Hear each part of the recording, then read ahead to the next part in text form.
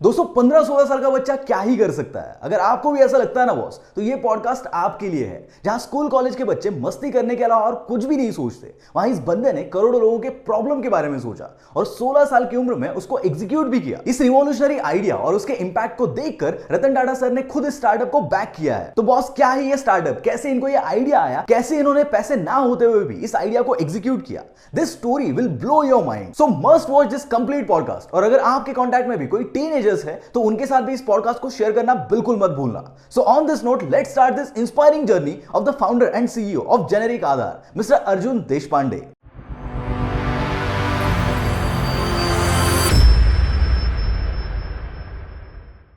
Arjun sir, मेरा सबसे पहले आपसे क्वेश्चन है कि जिस एज में कॉलेज के स्टूडेंट्स मस्ती करने में या फिर अपने दोस्तों के साथ घूमने वगैरह अपना टाइम पूरा देते हैं, तो आपने ऐसा क्या अलग सोचा कि आप इन सब चीज़ों में उतरे या स्टार्टअप में वगैरह आपने एक्सप्लोर किया खुद को? पहले तो मतलब अपने जैसे कहा कि 3-4 साल हम लोग बहुत अलग एंजॉयमेंट की चीज़ों में रहते हैं। तो मेरा ऐसा मानना है, नहीं तो मैंने जो जेनरिक आधार को जब से मैंने शुरुआत किया, तो एक जो एंजॉयमेंट है ये जर्नी में, स्टार्टअप जर्नी में इज़ रियली अमेजिंग। बिकॉज हम लोग कभी भी नए इनोवेटिव चीज़ करते हैं एज एन एंटरप्रेन्योर, हमको हर दिन एक नई चीज़ करने को मिलती है। So that is very important. And हम लोग जब सुबह उठते हैं ना, that is one of the new energy on every day कि आज हमको कुछ तो नया करके वापस आना है, काइंड ऑफ स्टफ। और मैं ये कहता हूँ कि जिंदगी के जो अर्ली मतलब टीन एज है, that is kind of stuff you have to think innovative because you are passionate, you have the energy to build something innovative. So that time we should utilize, not waste, because that teen age जो time रहता है ना, वहाँ पर हम लोग बहुत मजा मस्ती 3-4 साल करेंगे, बट लाइफ के बाकी के साल हमको फिर हार्डवर्क करना पड़ेगा। सो आई बिलीव दैट जिंदगी के जो टीन एज के साल है, that we work very focused and definitely we can build something good, and in future definitely there is a life in front of us to enjoy और to do something creative in future. So that kind of stuff मैं हमेशा मानता हूँ। और generic आधार जब से हम लोग ने शुरू किया हुआ है, तब से एक नया चैलेंजेस हम लोग आ रहे हैं, उसको टैकल कर रहे हैं, और with an innovation we are going ahead, kind of stuff. Great. तो एक्चुअली बहुत सारे कॉलेज स्टूडेंट्स को मैं मिलता हूँ या फिर उनके बहुत सारे मैसेजेस आते हैं, तो everybody wants to be a Arjun Deshpande, but problem ये होता है कि उनके पास ऐसी आइडियाज़ भी होती है, बट उनके पास 2-3 सेम प्रॉब्लम होते हैं और जो कॉमन है एवरी स्टूडेंट्स के। फर्स्ट ऑफ ऑल, एक तो घर वाले सपोर्ट नहीं करते, सेकंड हमारा स्टडीज़ वगैरह है तो वो मैनेज हम लोग नहीं कर पाते, एंड थर्ड कि जो भी हम लोग कर रहे हैं उसके लिए हम लोग उतना टाइम दे नहीं पाते। तो आपके केस में आपने ये सब चीज़ें कैसे मैनेज किया? सबसे पहले घर वालों को कैसे मैनेज किया? पहले बात तो मतलब आपने कहा कि आइडिया हम लोग सबके पास में होती है और हम लोग एग्जीक्यूशन नहीं होता है उसमें। राइट। तो मैं एक मानता हूँ कि एंटरप्रेन्योर में ई जो होता है ना, वो हमेशा एग्जीक्यूशन का होता है। So in entrepreneurship always stands for execution. So if you have an idea, so you should have then execution power as well. अगर आपने आइडिया को सही मायने में एग्जीक्यूट नहीं किया, तो बहुत लोग हैं मार्केट में जो वही आइडिया को रिप्लिकेट करने वाले हैं और काम करने वाले हैं। The second point what you have mentioned is really very important kind of stuff for any of the young entrepreneur, because family को कन्विंस करना होता है स्टार्टअप जर्नी में। मैं ऐसा मानता हूँ, मतलब मेरे केस में जब मेरे पास में जेनरिक आधार का आइडिया था, तब मैं मतलब मेरे पेरेंट्स के पास में गया नहीं था 16 एज में कि मेरे पास में ये आइडिया मैं करूँ कि नहीं करूँ। मैंने क्या किया, मैंने चैलेंजेस फेस किए, ग्राउंड में जाके मेडिकल स्टोर ओनर्स को कन्विंस किया। वो बहुत रूड रहते हैं मेडिकल स्टोर ओनर्स कि हम लोग आपका फ्रेंचाइजी क्यों ले, हम लोग आपके साथ में एग्रीगेट क्यों करें, क्योंकि तब तो ब्रांड भी नहीं था, कुछ नाम भी नहीं था, कुछ नहीं था, हमारे पास में टीम नहीं थी। तब मैंने ना वो चीज़ को पेशेंस रखा, मैंने उनको कन्विंस किया फर्स्ट स्टोर वालों को कि आप अगर हमारे ब्रांड के साथ में जुड़ेंगे तो आपको एक रियल लाइफ मिलेगा, एक एम्पावरमेंट मिलेगा। और जब मैंने फर्स्ट स्टोर को कन्विंस किया, वो चीज़ जाके मैंने मेरे पेरेंट्स को बताई कि now I have convince this medical store and he is ready to tap with us, kind of stuff. And मैंने मम्मी पापा को ये भी बोला कि ये अगर हम लोग सक्सेस करेंगे तो हमको पता चलने वाला डेफिनेटली 3 महीने में। उनके सिर्फ मैंने एक बोलते हैं ना, वो एक मन रखने के लिए बोला कि 3 महीने में पता जो चलने वाला है कि होगा कि नहीं होगा। अगर नहीं हुआ तो I will be back to my studies, but अगर हो गया तो with me I can change the life of lakh or crore of the people, because generic Aadhaar apart from the business, it's a social noble work. We are giving the medicines at affordable price, so lakh of or crore people can save the hard earned money on medicines. तो जब मैंने ये चीज उनको बताई ना, तो definitely उन्होंने बोला ठीक है, एक बार ट्राई करके देखो, बट नहीं हुआ तो वापस से स्टडीज आपको फोकसली करना पड़ेगा। तो वहां से वो चीज की शुरुआत हुई, kind of stuff. Right.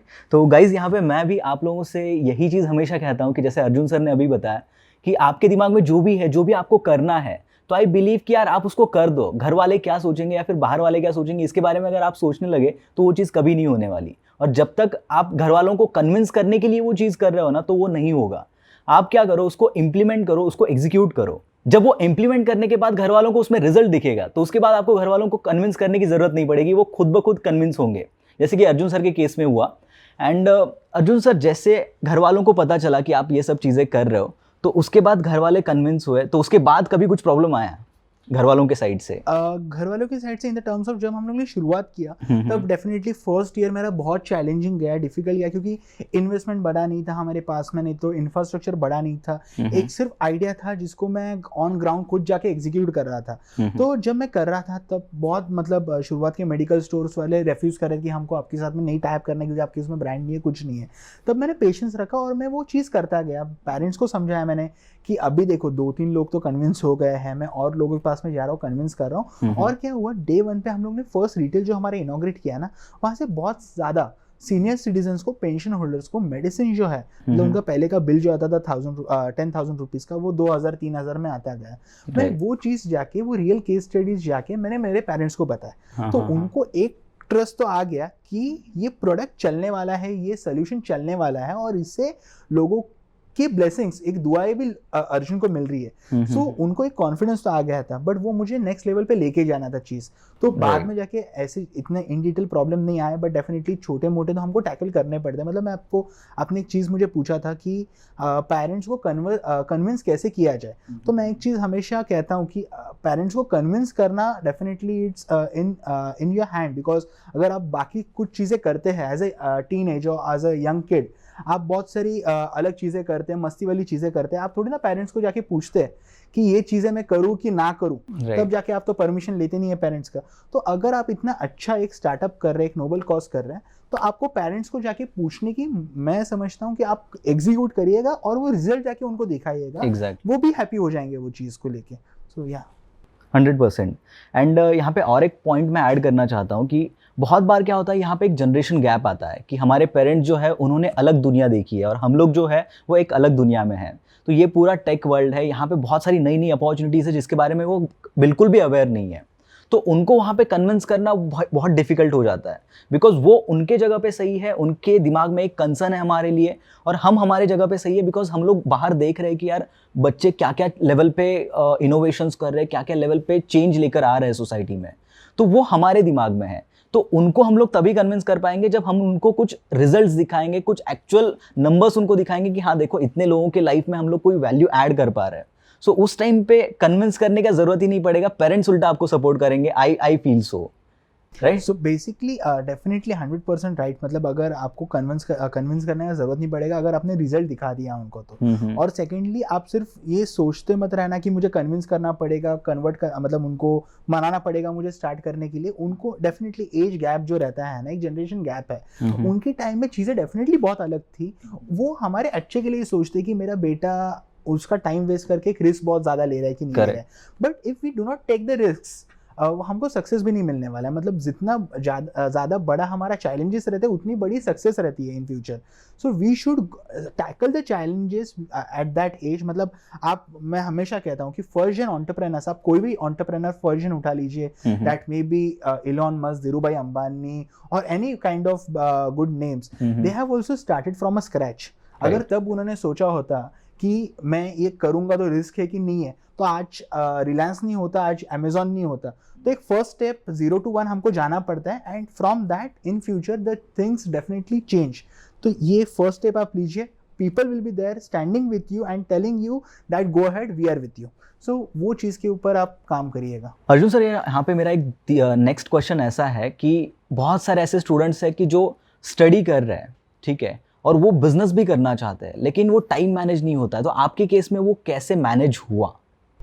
So I think अगर स्टडी भी कर रहे हैं और बिजनेस भी करना है, एक नया स्टार्टअप चालू करना है, सो ऐसा नहीं है कि आपको अगर बिजनेस चालू करना है तो आप स्टडी को पूरा ही छोड़ देना है, ऐसे बिल्कुल भी नहीं है। Study, I believe studies is the new name of knowledge.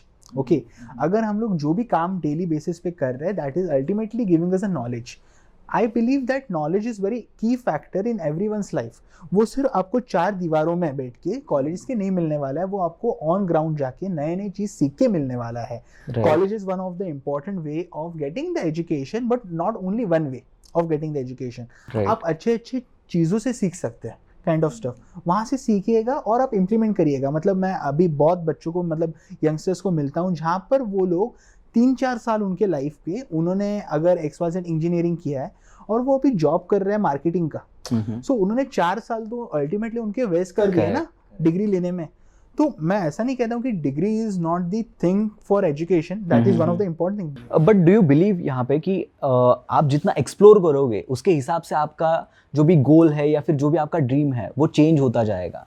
Because जैसे आप बड़े होते हैं, पहले अगर हमारे सोसाइटी में कोई एक ऐसा बंदा है कि जिसको देख के हम लोग सोचते हैं कि यार मेरे को इसके जैसा बनना है, तो वो हमारे लिए आइडल है या फिर वो हमारा ड्रीम है. बट जैसे ही हम लोग थोड़ा और आगे जाते हैं तो हमारे सामने कोई और नया रोल मॉडल आता है, तो हम लोग उसके जैसा बनना चाहते हैं. तो जब तक हम लोग वो चीज़ें एक्सप्लोर नहीं करते, जब तक वहाँ पे खुद जाके एक्सपीरियंस नहीं लेते, तब तक वो गोल डिसाइड करना डिफिकल्ट है. डेफिनेटली. मतलब गोल नहीं, देखिए गोल का 2 थिंग्स है. Goal in the terms of what I want to become in the future, okay. And second है ये जो चीज़ है ना, it's a inspiration kind of stuff. मतलब मुझे इसके जैसा भी बनना है, उसके जैसा भी बनना है, बट गोल हमारे लाइफ के लिए हमारा क्लियर होना चाहिए, हमको कहाँ तक जाना है करके. नए नए मोटिवेशन हमको डेली बेसिस पे नए आएंगे, right. The new case studies will be on daily basis for us, but our goal should be clear at very initial days what I want to become, and on that basis you can take the inspiration from the different people. वो आपका होना चाहिए, what I believe on. And अगर आपका goal clear होगा, आपके inspirations clear होंगे. मतलब मैं हमेशा कहता हूँ, don't learn from the great entrepreneur success, learn from the failures. मतलब आप जितना ज्यादा आप सक्सेस से उनके नहीं सीख सकते हैं ना, उनके फेलियर से आप सीख सकते हैं, राइट. क्योंकि उन्होंने जो मिस्टेक किए वो अगर आपने सीख के, वो अगर आपने नहीं किया आपके स्टार्टअप में, you can be definitely 1 step ahead of different kind of companies. वो चीज is one of the important thing.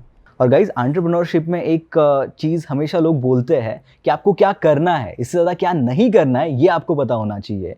I guess you will agree with this. 100%. And with this note हम लोग दूसरे क्वेश्चंस पे हमारे शिफ्ट होते हैं. आपका स्टार्टअप और उसके बारे में हम लोग थोड़ा डिस्कस करते हैं. आपने एकदम फार्मा इंडस्ट्री में आने का क्यों सोचा और कैसे आप फार्मा इंडस्ट्री में एंटर हुए? सो बेसिकली मतलब मैंने ऐसा सोचा था कि मुझे बिजनेस ही करना है, क्योंकि एट द एज ऑफ 16 कि जब मैंने जेनेरिक आधार की शुरुआत की, तो ऐसा मेरे मन में नहीं था कि अभी अब मुझे बिजनेस ही करना है और कुछ है नहीं मेरे जिंदगी में करने के लिए, ऐसा कुछ नहीं था. जब मैंने एक रियल प्रॉब्लम देखा मार्केट में, बिकॉज मैं हमेशा मानता हूँ अभी कि हमको जब एक बिजनेस करना होता है उसके लिए एक बड़ा प्रॉब्लम ढूंढना बहुत इंपॉर्टेंट होता है, राइट. ओके. तब मैंने एक मेडिकल स्टोर में, मैं एक इवनिंग में मैं जस्ट ऐसे ही गया कुछ लेने के लिए, और वहाँ पर मैंने एक सीनियर पर्सन दादाजी को मैंने देखा. वो मेडिकल स्टोर वाले से रिक्वेस्ट कर रहे थे, उनका कन्वर्सेशन चल रहा था कि I want credit on the monthly medicine. उनको क्रेडिट चाहिए था मंथली मेडिसिन बिल के लिए, और वो मेडिकल वाला ना कह रहा था उनको क्रेडिट नहीं दे सकता हूँ मैं. और वो मेडिसिन का कॉस्ट जो था वो 15,000 से 20,000 के आसपास कुछ था. तो वो दादाजी बहुत नर्वस थे और उनको बहुत इमोशनल हो गए थे कि उनको क्रेडिट नहीं मिल रहा है. और मैंने दादाजी से बात किया कि इशू क्या है, मतलब as a just a curiosity I asked him. तो he told me that his wife was having cancer and he was not able to buy the necessary medication. और उनके बेटे जो थे वो मतलब रिक्शा ड्राइवर थे मुंबई में, तो उनको वो 15,000 की मेडिसिन हर महीने को अफोर्ड नहीं हो रही थी. इसकी वजह से वो यहाँ से वहाँ से पैसा कलेक्ट करके वो मेडिसिन बाय कर रहे थे. तो मैंने वही चीज़ जब नेट पे जाके सर्च की वो मेडिसिन का नाम, तो मुझे पता चला तो same medicine manufacturing cost was just 3,000 rupees. So it was one of the shock in my mind that how it is possible the manufacturing cost is 3,000 and the end consumer is getting at 15,000.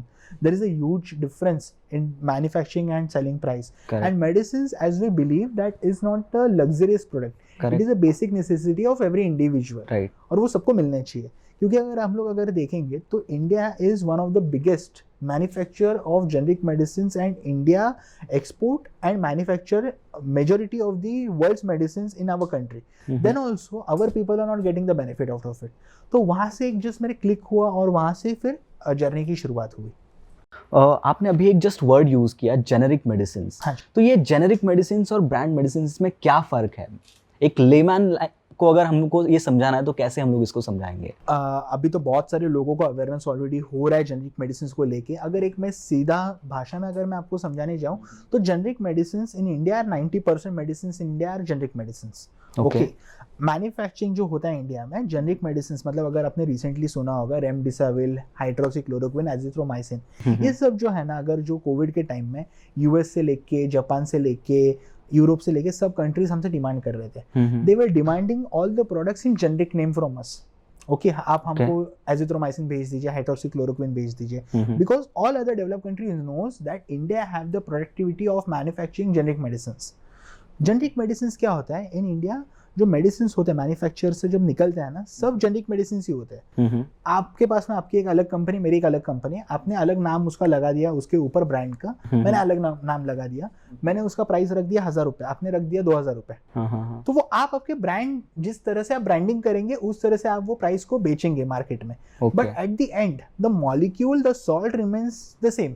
वो 10 रुपए का चीज रहने वाला है।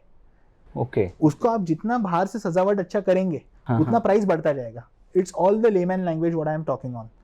तो अभी अगर आप कोई भी स्ट्रिप मार्केट से उठाते हैं, आप अगर आप टर्न करके देखेंगे कोई भी एमएनसी कंपनी का नाम लिखा रहेगा उसके ऊपर, बट अगर आप छोटे से अक्षरों में नीचे देखेंगे तो मैन्युफैक्चर्ड बाय वो अलग कंपनी रहता है, जहां से all the top MNC companies in India they do not do the contract manufacturing from there, they do not even manufacturing the majority of the products in their own manufacturing facilities. They also do the outsource. So अभी generic Aadhaar में हम लोग जो product वहां से लेते हैं, it's the same product from where MNCs are manufacturing the products.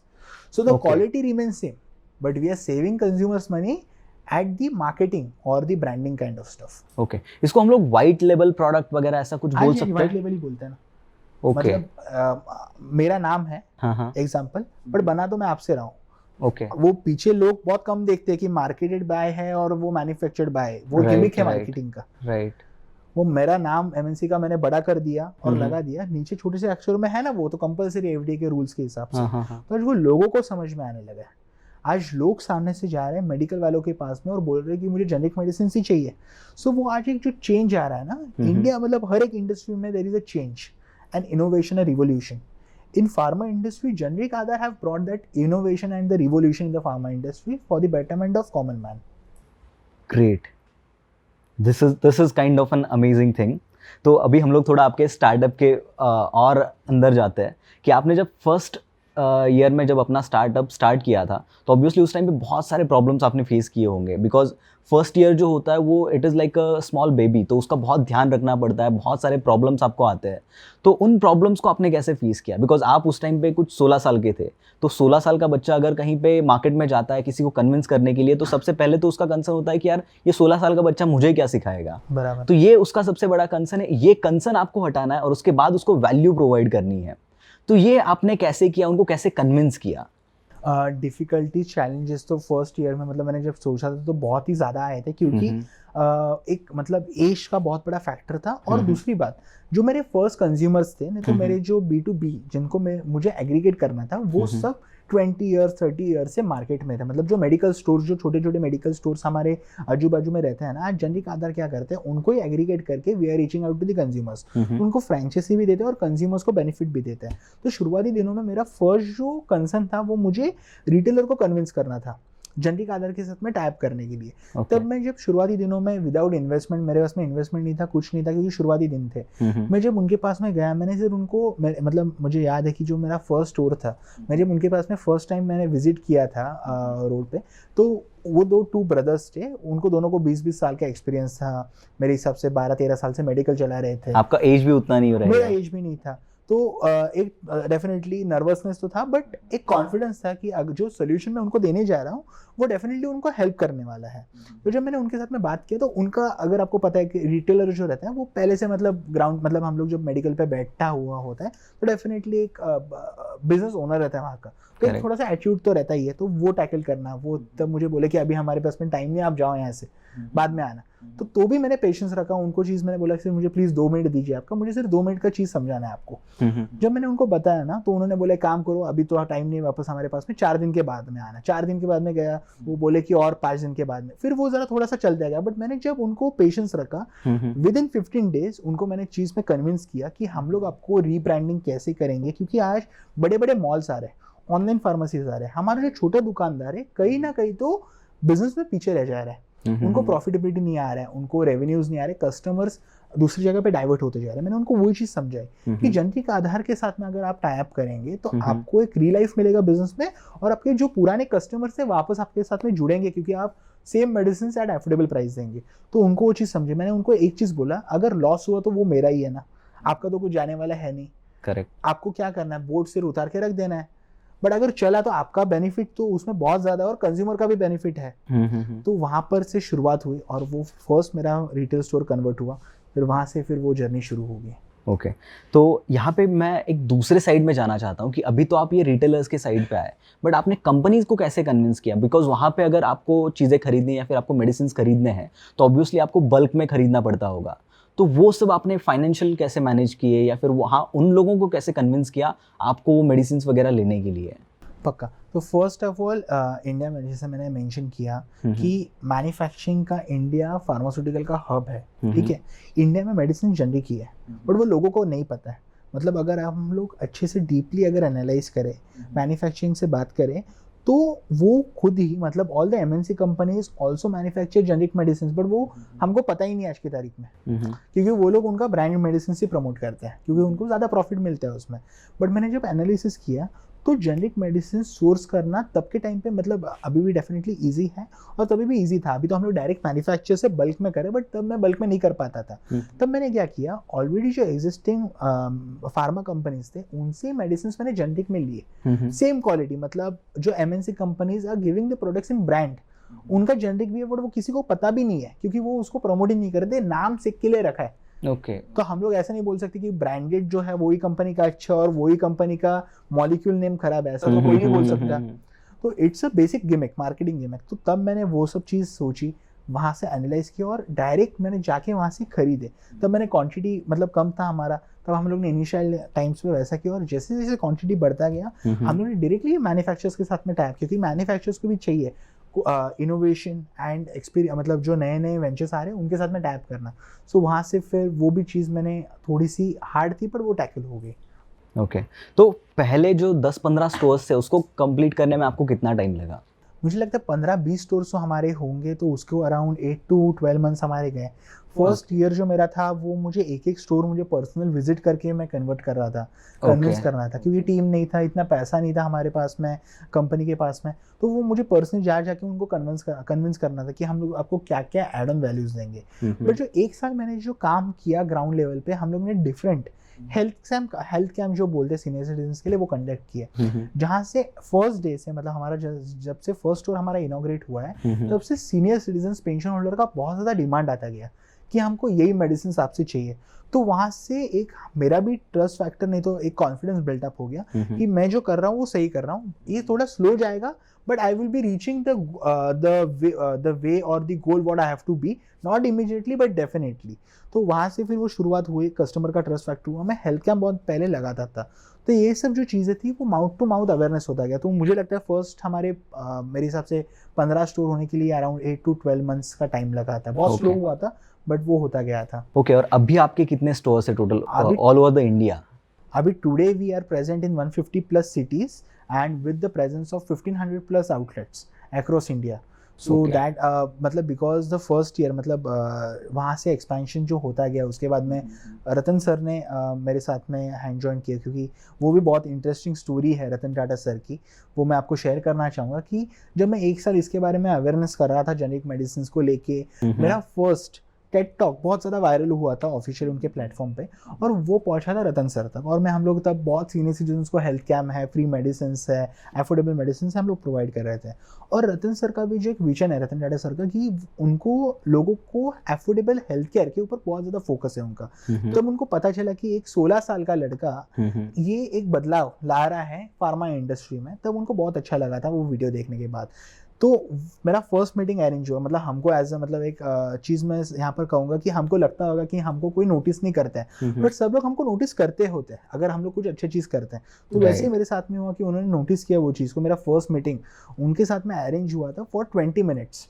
Okay, और जो 20 मिनट्स का मीटिंग था, जब मैंने चीज़ उनको एक्सप्लेन की, सब चीज़ें मतलब सब फोटोज़ दिखाया, सब मैंने डॉक्यूमेंट ये सब दिखाया जो हम लोग मैन्युफैक्चरर्स के ऐसे ले रहे हैं, एंड कस्टमर को डायबिटिक, ब्लड प्रेशर में जो 1000 2,000 का बिल आता है वो हम लोग 200 300 500 में कैसे दे रहे हैं। उनको इतना वो अट्रैक्ट हुआ, नहीं तो उनको वो जितना इम्प्रेस हुआ है, वो मेरा मीटिंग चला 2 घंटे और 30 मिनट का, और वो इतने इम्प्रेस हुए। मुझे जाते समय उन्होंने एक लाइन बोली कि Arjun, if this venture success, this can change the entire health care ecosystem for the betterment of common man. और एक 16-17 साल के लड़के के लिए वो मेरे आगे जाके पार्टनर बने कि नहीं बने, that is all the different part, but ये एक चीज सुनना हमको मन में एक चीज कॉन्फिडेंस दे देता है कि I am on the right path. एक हम लोग जो भी कर रहे हैं वो सही कर रहे हैं, हम लोग धीरे पहुंचेंगे हमारे मंजिल तक, बट पहुंचेंगे जरूर।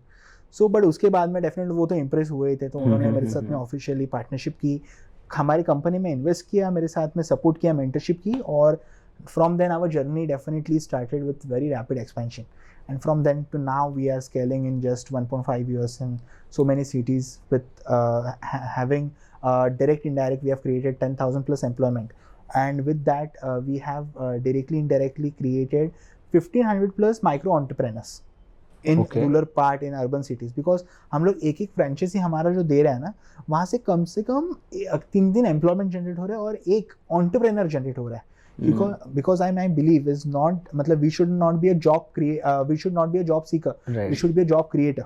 Right. तो हम लोग क्या कर रहे हैं, हम लोग एक एंटरप्रेन्योर भी क्रिएट कर रहे हैं ग्राउंड पे, so that is helping us a lot kind of. Right. तो जैसे दोस्तों उन्होंने बताया कि 1 साल लगा उनको पहले 15 स्टोर्स क्रिएट करने में, और उसके बाद 1500 स्टोर्स उन लोगों ने क्रिएट किए in just I guess 3 years after that. Right. So आप जो भी चीज़ करते हो वो स्टार्टिंग में बहुत ज़्यादा टाइम लेगी, बिकॉज आपको कोई भी चीज़ का एक्सपीरियंस नहीं होता है, और वो सब आप ट्रायल एंड एरर मेथड पे कर रहे होते हो। आपके पास कोई स्ट्रॉन्ग रोडवे नहीं होता है, रोड मैप नहीं होता है कि यार इसी रोड मैप को मुझे फॉलो करना है उस चीज़ को करने के लिए।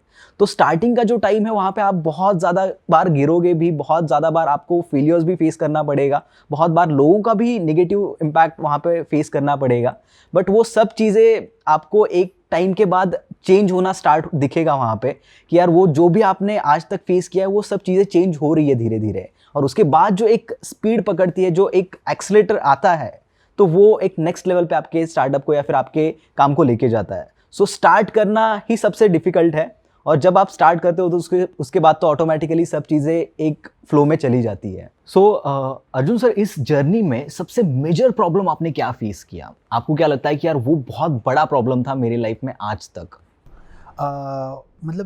हमारा जो जर्नी है जेनरिक आधार का, वहाँ पर एक बहुत बड़ा चैलेंजिंग पार्ट में, तो डिफिकल्ट पार्ट जो हमारे शुरुआती दिनों में था, awareness of generic medicine to the masses. Okay, लोग इतने ज़्यादा शुरुआती दिनों में अवेयरनेस नहीं था, जो कि अभी हम लोग अलग अलग प्लेटफॉर्म से वो अवेयरनेस कर रहे हैं, और अभी बहुत ज़्यादा लोग अवेयर हो रहे हैं, बट शुरुआती दिनों में लोग इतना अवेयर नहीं थे, कि उनको लगता था कि generic medicine something different and branded medicine something different.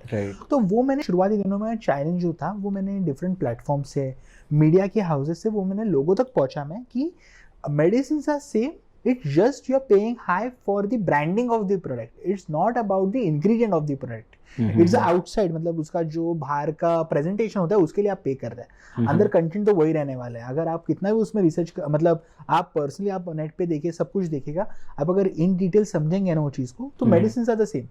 तो वो चीज़ मैं अवेयरनेस करता गया।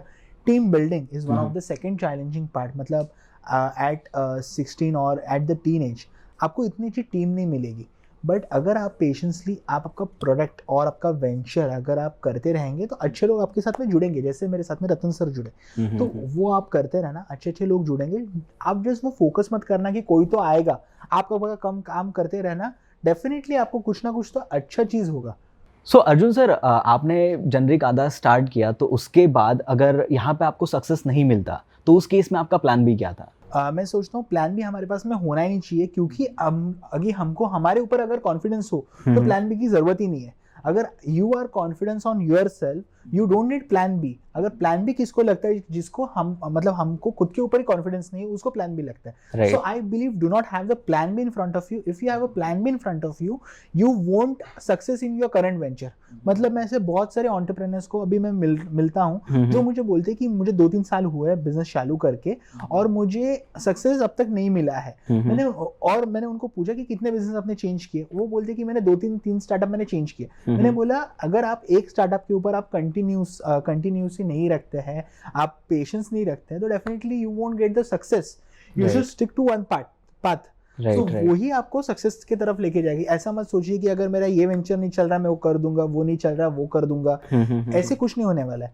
एक चीज के ऊपर आप कॉन्फिडेंट रहना, सेल्फ पावर, विल पावर रहना और वो आगे तक लेके जाना। Right.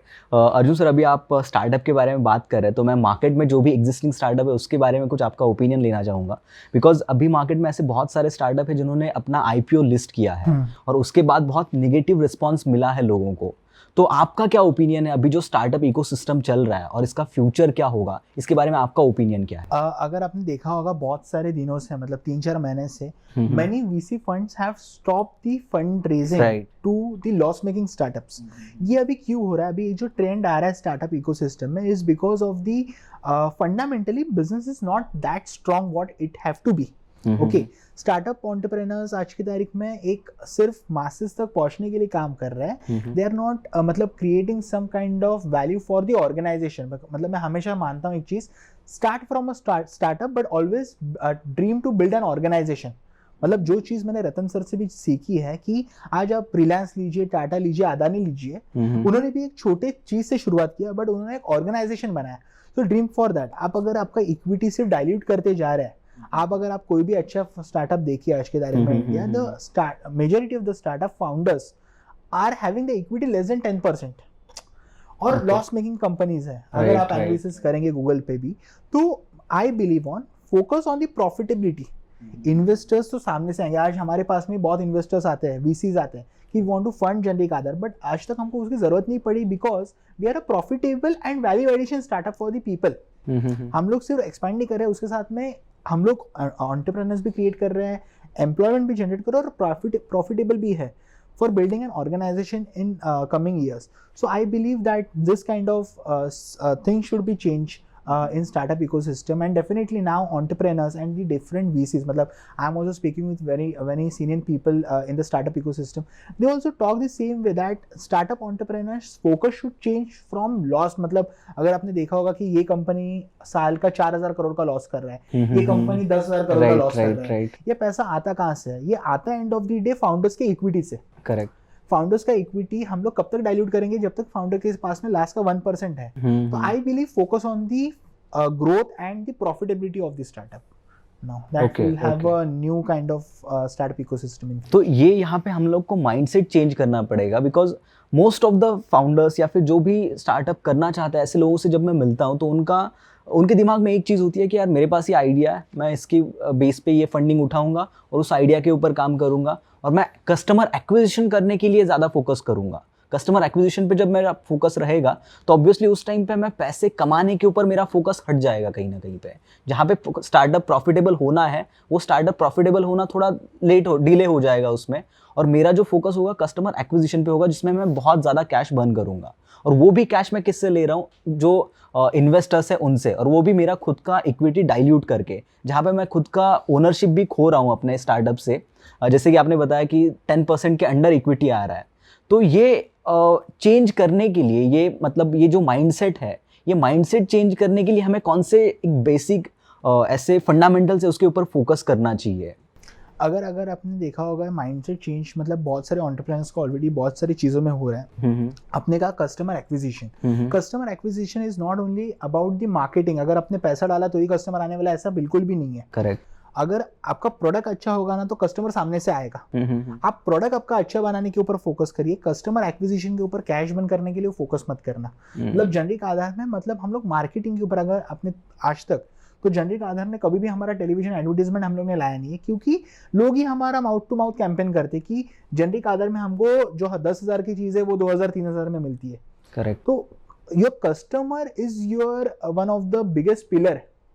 We have to focus to give a better experience to the consumer.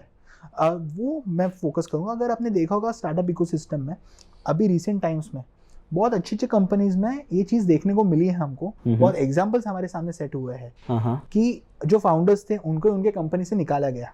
सो अगर आप ही आपका कंपनी बना रहे हैं और उनको ही अगर जाके इन फ्यूचर ऐसा हो रहा है, सो आई बिलीव दैट अगर आप 10 बिलियन का कंपनी नहीं होंगे बट अगर 1 बिलियन का होंगे, but it should be profitable and with a value addition for your consumers.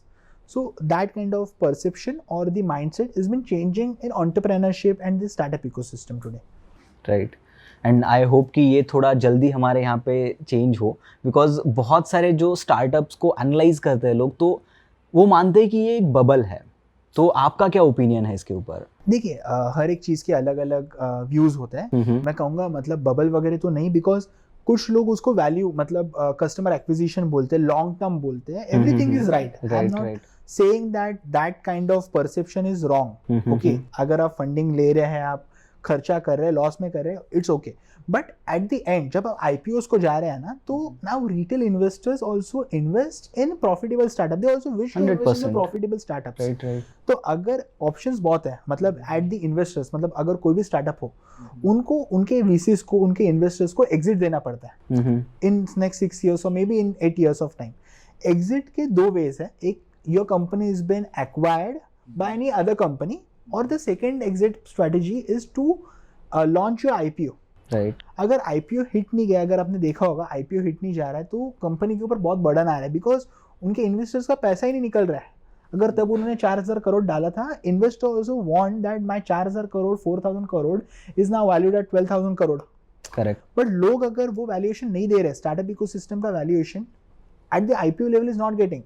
So entire ecosystem of startup now, अगर आपने 3-4 महीने से देखा होगा, एक रिसेशन इन स्टार्टअप इकोसिस्टम आ रहा है. क्यों आ रहा है? बिकॉज जो पहले के इन्वेस्टर्स थे, उन्होंने IPO लिस्टेड कंपनीज में पैसा डाला, वहां से उनको अब तक रिटर्न ही नहीं आया. तो वो साइकिल कैसे चलेगा आगे? Correct. So this kind of things as a startup we have to think about the profitability to scale our venture. मतलब आप किसी के ऊपर डिपेंड मत रहना. ऐसा मत सोचना कि वेंचर कैपिटलिस्ट आएगा, एंजल इन्वेस्टर आएगा तो ही मैं मेरी कंपनी को नेक्स्ट लेवल पे लेके जाऊंगा. वो आप मत सोचना. उनके ऊपर डिपेंड मत रहना. आप आपका काम करना, आप आपके हिसाब से कंपनी रन करना और उसको ग्रोथ देना. ये होगा, सब होगा, it's all good thing. I am not talking it's a wrong thing, but आप उसके ऊपर डिपेंड मत रहना. वो होगा तब होगा, तब तक तो आपको स्केल करना है ना.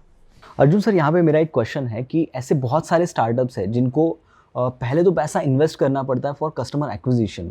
तो उनके केस में अगर उनको पहले प्रॉफिटेबल होना है और फिर बाद में बाकी ये सब चीज़ें करनी है, तो वो सब कैसे कर सकते हैं?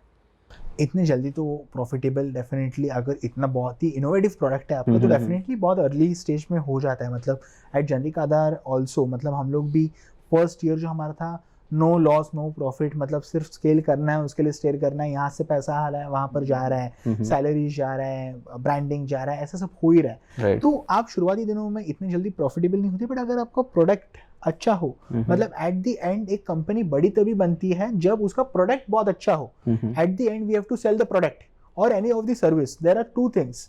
आप कितना बिजनेस बोलिए, स्टार्टअप बोलिए, एट द एंड आपको कस्टमर को सर्विस बेचनी है, नहीं तो प्रोडक्ट बेचना है. ये 2 चीज अगर आपकी स्ट्रांग होगी, तो आप everything you can achieve in your startup journey और वेंचर जर्नी.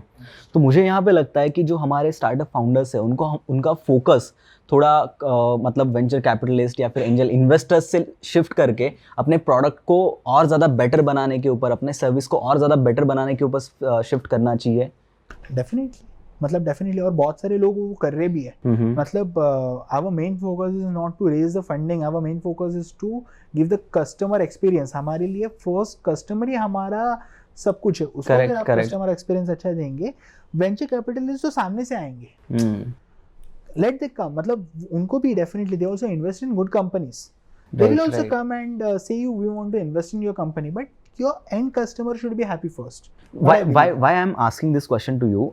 रिसेंटली मैं बेंगलोर में था और वहाँ पे लोगों के पास बहुत सारे आइडियाज़ थे. मतलब मैं कोवर्किंग स्पेसेस में गया था. वहाँ पे लोगों से जब मैं मिला, तो उनके पास आइडियाज़ थे, उनके पास एग्जीक्यूशन प्लान थे, but they were just waiting कि और मेरे को कहाँ से फंड मिलेगा तब मैं इसको स्टार्ट करूँगा, ठीक है। और वो आइडिया पे काम करने से ज़्यादा जो इन्वेस्टर्स है उनको मिलने के ऊपर ज़्यादा उनका फोकस था कि यार मैं इन लोगों से मिलूंगा, यहाँ से अगर मुझे फंड मिला तो मैं स्टार्ट करूँगा। तो आइडिया, प्रोडक्ट या फिर सर्विस उसके ऊपर ज़्यादा फोकस नहीं था, यहाँ पे फोकस उनका डाइवर्ट था। तो आई गेस उसी फोकस को अगर हम लोग इस सर्कल पे अगर कन्वर्ट करें, इस सर्कल पे अगर डाइवर्ट कर पाए तो वहाँ पे ज़्यादा प्रॉफिटेबल स्टार्टअप्स ग्रो होंगे। I personally feel so. I believe that early days में अगर आपके उसमें आइडिया, तब तो आप बिल्कुल भी फंड के पीछे मत भागना, फंडिंग के पीछे मत भागना। द रीजन बिहाइंड इट, आपका 1 साल उसमें वेस्ट हो जाएगा, क्योंकि कोई भी मतलब there are many minor chances to get the funds at very early days. जब तक आपका प्रोडक्ट कुछ तो एकदम ही इनोवेटिव नहीं है, अगर आपके पास में उसका पेटेंट नहीं है, तब तक कोई भी वेंचर कैपिटलिस्ट आपको फंड नहीं। For them also, for any of the venture capitalist fund, they also want to invest in a company which is sustainable and growth oriented company. आपके पास में सिर्फ आइडिया सभी के पास में है।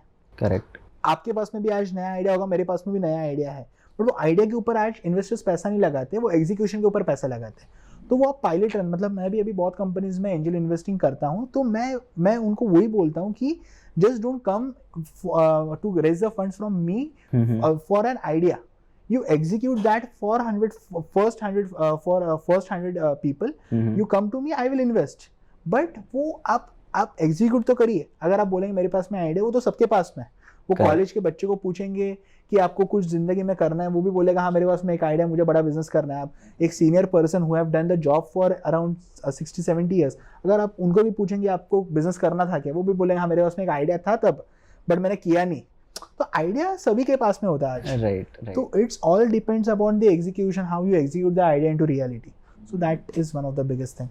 ओके, तो अर्जुन सर, आपने एक ऐसे मार्केट में कदम रखा है कि जहाँ पे बहुत टाइम पहले से लोग बहुत सारा प्रॉफिट कमा रहे थे, तो ऑब्वियसली आपके आने के बाद उनको बहुत ज़्यादा प्रॉब्लम्स हुए होंगे। तो कभी कुछ ऐसे थ्रेट्स वगैरह आपको आते हैं इस सब केसेस में? डेफिनेटली, मतलब शुरुआती दिनों में और डेफिनेटली पहले तक भी बहुत सारे ऐसे इनडायरेक्टली लोग बोलते थे, आते थे कि ऐसा आपको नहीं करना चाहिए, क्योंकि जो हज़ारों कंपनीज हैं वो आज तक इंडिया के लोगों से थाउजेंड्स, मतलब अनलिमिटेड पैसा कमा रही है। मतलब उनको भी पता है 10 रुपए की चीज़ 1000 रुपए में बेच रहे, तो it's blindly they are earning the profit and taking the money out of India. Okay, there is a big racket of drug mafias in India, अगर आपने सुना होगा। So it's not a very easy market. But मैंने शुरुआती दिनों में, मतलब मेरा एक बहुत अच्छा बेस्ट पॉइंट क्या हुआ कि मुझे ये सब चीज़ों के बारे में पता नहीं था, क्योंकि मतलब नहीं पता था, क्योंकि 16 साल के लड़के को वो चीज़ पता नहीं था। Correct. अगर मुझे पता होता तो मैं डरता था, बट वो तो डर ही नहीं था तब, क्योंकि मुझे पता ही था। मुझे सिर्फ इतना पता था कि लोगों को यहाँ से मेडिसिन लानी है और यहाँ से देनी है। वो मैंने शुरुआत तो करके हो गया था। बट जब हम लोग शुरुआत कर देते हैं ना, तो कोई चीज़ आपको रोक नहीं सकती, फिर आप आपके पाथ पे है।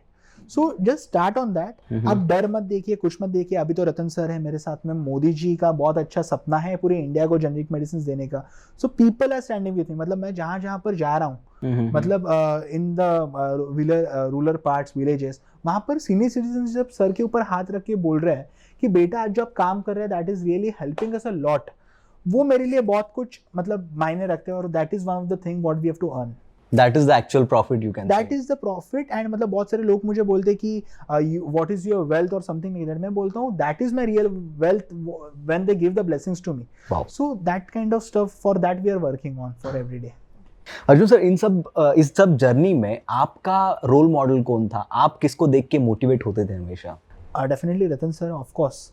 मतलब रतन सर को देख के एक motivation, because he have not मतलब he have lived the life for the country, for the people. मतलब अगर आपने देखा होगा हर एक टाइम कुछ भी होता है तो ही डोनेट अ लॉट। मतलब I believe that for any of the entrepreneur, don't run behind success, be a man of value.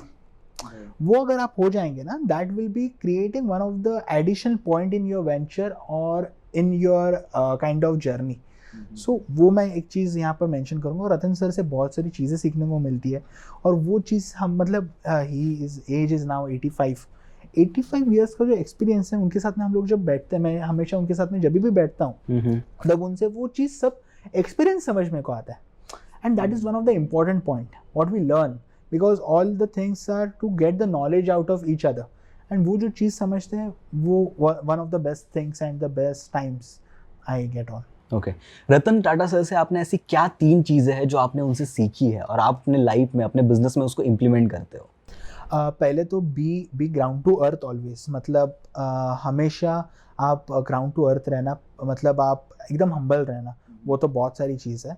Business को मतलब जैसे मैंने एक चीज़ कहा कि आप छोटे से शुरुआत करते हैं, मतलब रतन सर भी जब भी उनके टाटा चेयरमैन रहे थे तब टाटा ग्रुप तो था डेफिनेटली, बट उन्होंने जो मल्टीपल कंपनीज एक्सपैंड किए ना वो बहुत आज के टाइम में वैल्यू ऐड कर रही है टाटा ग्रुप को. Correct. Okay. So from there I can learn one more lesson, that start from a scratch but build a good things. Value addition कर रहे हैं आप तो वो वैल्यू एडिशन करिएगा. Be humble. Third point is to get knowledge kind of stuff, मतलब नई नई नॉलेज, मतलब उनको बहुत नॉलेज होता है, मतलब हर एक चीज़ को, मतलब आप किसी भी चीज़ के बारे में बात करिए आप, उनको वो चीज़ के बारे में ऑलरेडी बहुत नॉलेज रिसर्च होता है. तो वो चीज़ मैं हमेशा मानता हूँ कि हम लोग कुछ भी कर रहे हैं ना, we should add on our knowledge on day to day basis. हम लोग किसी से भी बात कर रहे हैं, we should have that kind of things with us to speak to him. मतलब one of the important thing is the communication. हम लोग कम्युनिकेशन कब कर सकते हैं? तब हमारे पास में नॉलेज हो. अगर नॉलेज ही नहीं तो आप कम्युनिकेट क्या करेंगे? राइट. सो कम्युनिकेशन के लिए knowledge is very important, what I am learning from him. Right. जो भी स्टार्टअप एंटरप्रेन्योर्स आज हमें देख रहे हैं, जो उनको स्टार्टअप करना है या फिर जिनका ऑलरेडी स्टार्टअप है, तो उनको आप क्या सजेस्ट करोगे, क्या सलाह दोगे उनको? ऑलवेज मतलब think to be a job creator not a job seeker. बड़ा विजन रखिए, और जितने ज़्यादा बड़े चैलेंजेस आएंगे सक्सेस उतनी बड़ी होगी. तो अगर आपको मतलब बहुत आगे तक जाना है तो छोटे मोटे चैलेंजेस को टैकल करके ही आपको आगे जाना पड़ेगा, तो ही जाके आप बड़ा गोल देख पाएंगे. Okay, so that kind of thing I will always tell to an entrepreneur. Challenges से डरो मत, उसको फेस करो. और एंटरप्रेन्योरशिप जर्नी जो होती है ना, वो जो शुरुआत के दिन होते हैं ना, वो सबसे ज़्यादा मज़ेदार होता है. मतलब that are very interesting kind of stuff. मतलब एंटरप्रेन्योरशिप जर्नी में जब आप शुरुआत करते हैं 1-2 साल डेफिनेटली बहुत डिफिकल्ट जाएंगे, बट लाइफ जो होगा आने वाला वो बहुत आपका अलग जाएगा. क्योंकि मतलब आप जब उठते हैं सुबह तो आपको एक चीज़ मन में होगा कि मुझे कुछ तो आज नया करके वापस आना है. सो that kind of stuff, always think innovative. And अगर आइडिया होगा तो एग्जीक्यूट जल्दी करिएगा, क्योंकि आपको लगता होगा कि ये आइडिया किसी के पास में नहीं है. मतलब ऐसे बहुत सारे लोग रहते हैं, वो आपका आइडिया ही वो डिस्क्लोज करने के लिए डरते हैं. बट आई बिलीव वो आइडिया जो आपके पास में है वो ऑलरेडी 10 लोग मार्केट में इंप्लीमेंट कर रहे होंगे, आपको पता भी नहीं होगा वो चीज़ के बारे में. Correct. So be a first mover and a fast mover in the market, from where you can create your own identity in the market. So that kind of stuff. Okay.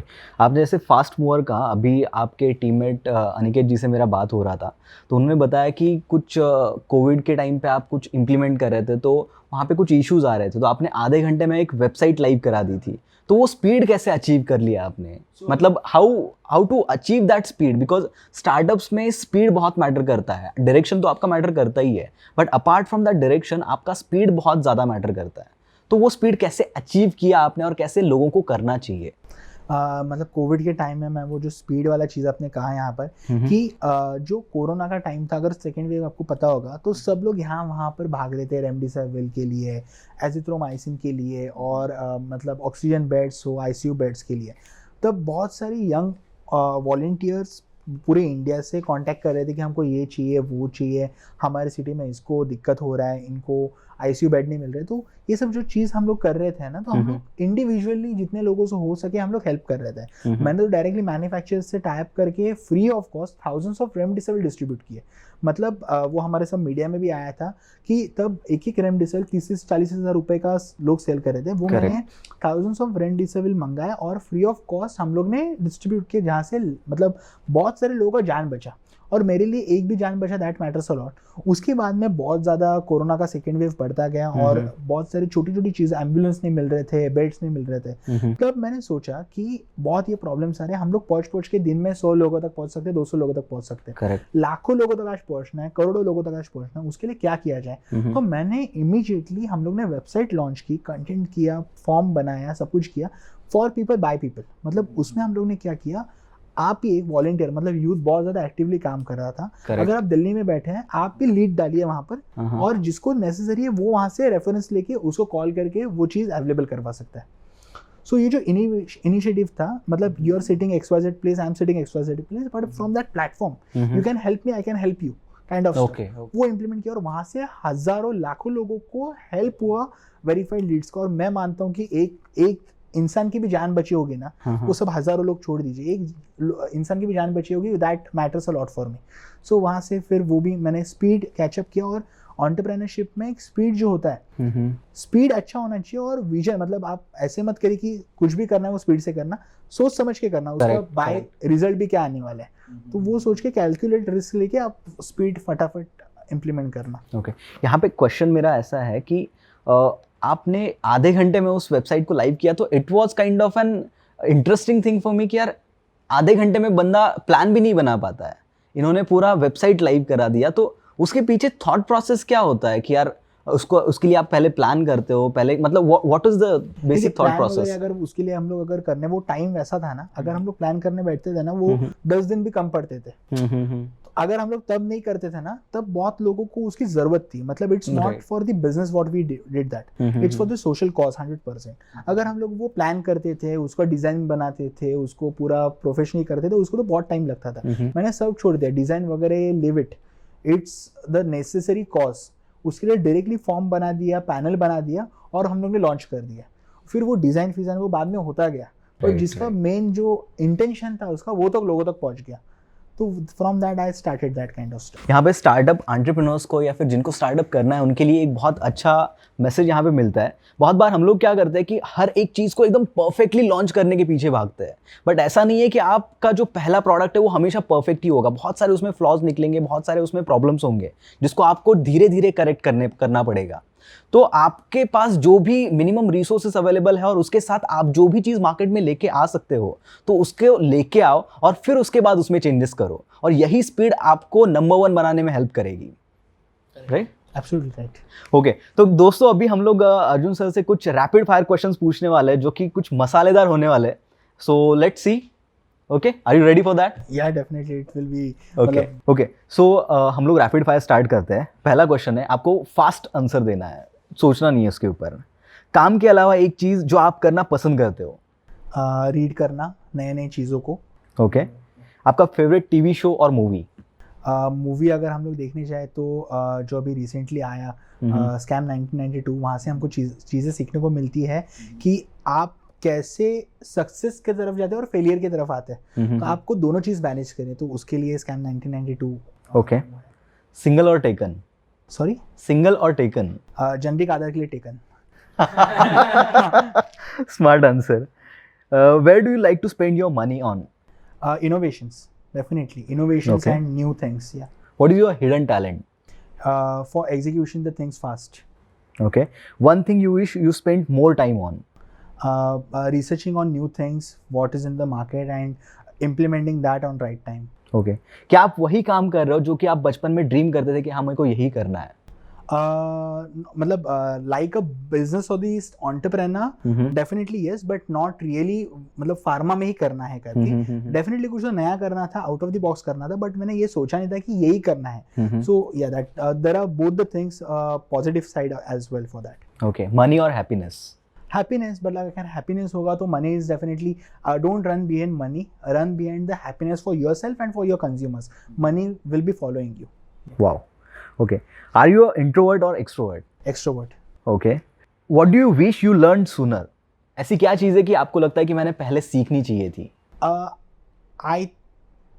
ऐसे तो कुछ, मतलब प्रैक्टिकली अभी हम लोग जो generic Aadhaar में काम कर रहे हैं, it's giving us a new kind of things on daily basis. तो ऐसी कुछ नई चीज़ सीखने की मैंने ऐसा नहीं सोचा था कि ये चीज़ मैं सीखता था तो मुझे अभी हेल्प होती थी। ऐसा नहीं है कि डेली बेसिस पे नई नई चीज़ हमको अभी सीखने को मिल रही है। Okay, okay, what is your deepest fear?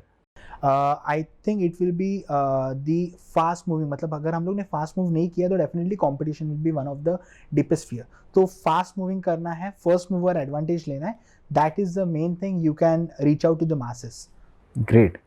Generic और ब्रांडेड? Definitely generic.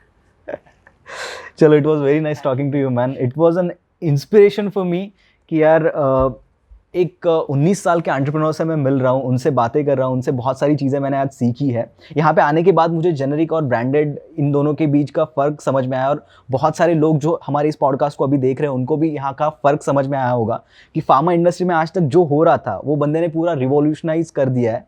एंड ये सब चीज़ें बहुत सारे लोगों को हेल्पफुल हो रही है, उनके लाइफ में बहुत ज़्यादा वैल्यू ऐड कर रही है। तो आपको बहुत बहुत शुभकामनाएं हमारे साइड से आपके इस स्टार्टअप के लिए, इस पर्टिकुलर जर्नी के लिए, और all the best. I don't have any words to say for this. But I will just mention you that the things what you are doing on from your thing, Mangesh, it's really amazing because Thank you. You are inspiring the youth, you are motivating them. It's the first step that every entrepreneur should get on. So my also all the congratulations and the best wishes to you. Thank you so Yeah, much. Thank you so much. Thank you. Thank you very much.